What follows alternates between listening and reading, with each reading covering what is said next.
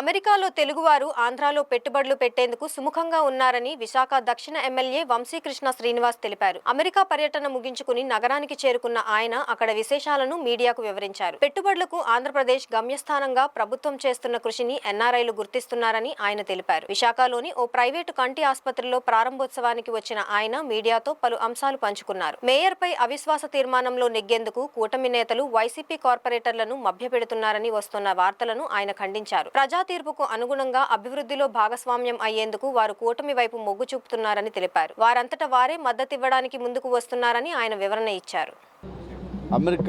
Andhra Pradesh American Telugu association వాళ్ళ పిలుపు మేరకు జనసేన పార్టీ తరపున నేను, టీడీపీ తరపున కోన రవికుమార్ గారు, అలాగే నారాయణ రెడ్డి గారు ముగ్గురు కూడా మేము వెళ్ళడం జరిగింది. చాలామంది సినిమా ఆర్టిస్టులు రావడం జరిగింది.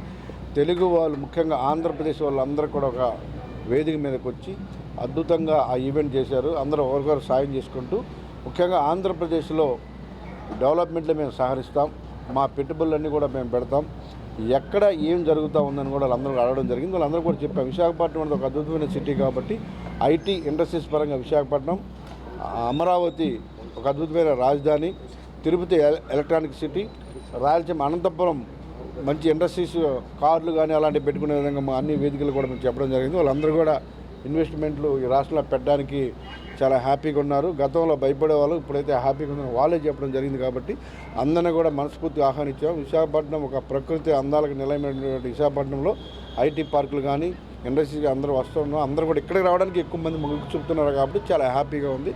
వాళ్ళందరూ కూడా అద్భుతంగా రిసీవ్ చేసుకొని మన ఊళ్ళో మన ఆంధ్రప్రదేశ్లో ఉన్నట్టుగా ఉంది.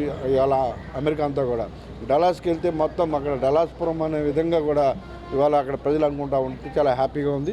అందరూ కూడా చాలా బాగా రిసీవ్ చేసుకున్నారు, చాలా హ్యాపీగా. వాళ్ళందరికీ కూడా మీ ద్వారా ప్రత్యేకమైన ధన్యవాదాలు. యూఎస్లో మమ్మల్ని ఆహ్వానించి మమ్మల్ని అందరినీ కూడా ఇంటికి భోజనాలకు పిలిచి మమ్మల్ని బాగా రిసీవ్ వాళ్ళందరికీ కూడా మనస్ఫూర్తిగా వాళ్ళందరికీ ధన్యవాదాలు తెలియజేస్తా ఉన్నాం.